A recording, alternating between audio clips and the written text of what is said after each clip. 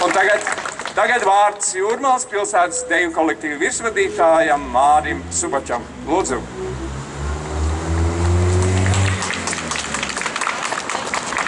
Nedējos gan šodien. Liekas, pavisam nesen vēl tas bija, kad posāmies uz Daugavas stadionu, kad ierībinājām skatuves un kārtojām un organizējām, bet, mīļie, pagājuši atkal ir 5 gadi, kā viens mirklis, un tas nozīmē ko? Ka šodien mēs tā svinīgi atklājām dziesmu svēks, ieskandinām to ceļu uz Rīgu, bet vienlaicīgi tas ir tāds paralēls ceļš, mēs ieskandinām jau nākošo dziesmu svēku ceļu, jo būtībā šie svētki jau ir beigušies. Kāpēc? Mēs esam visu padarījuši, mēs visi esam pārbaudījuši, viss ir sašūts, viss ir sagludināts, viss ir iemācīts. Atliek vien parādīt. Un tad, kad izskanēs pēdējā fanfāra, nākošo svētdienu estrādē, tas nozīmē, ka mēs sākam ceļu uz jauno. Tā kā šodien jau mēs esam padarīti darba posma galapunktā, tāpēc es vēlu, lai visiem ir skaisti svētki, negulētas naktis, priecīgas sejas, jo jūrmalnieki ir pierādījuši to, ka viņi var. Jo īpaši man gribās tiešām uzteikt dejotāju saimi. Piedodiet koristi, bet es tā kā par dejotājiem. Dejotāji šogad ir pierādījuši jo īpaši. Un mūsu, noteikti mūsu lepnums ir zālīte, ar kur mēs lepojamies visu šo gadu, visu iepriekšējo gadu, jo viņi ir padarījuši to, kas ir tā vērts. Mums ir kā tiekties, mēs tiecamies, un mēs noteikti pierādīsim visiem, ka mēs varam vēl labāk. Lai raidz solis!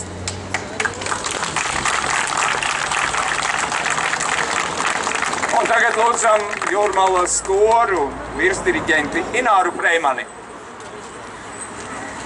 Šajā brīdī sāks tas skrējiens, un es gribu teikt, ne skrējiens, bet tāda visu latviešu tautas dvēseles lūkšana, jo ne jau tikai koris dzied. Dzied katram sirds, priekos, bēdās, un arī tie, kas būs mums pretī. Šodien mēs esam lokā visi, arī kas spēlē, kas dejo. Tātad šie svētki ielīgsmo mūsu prātus, mūsu sirdis ar vienu domu, mūsu mīļai Latvijai.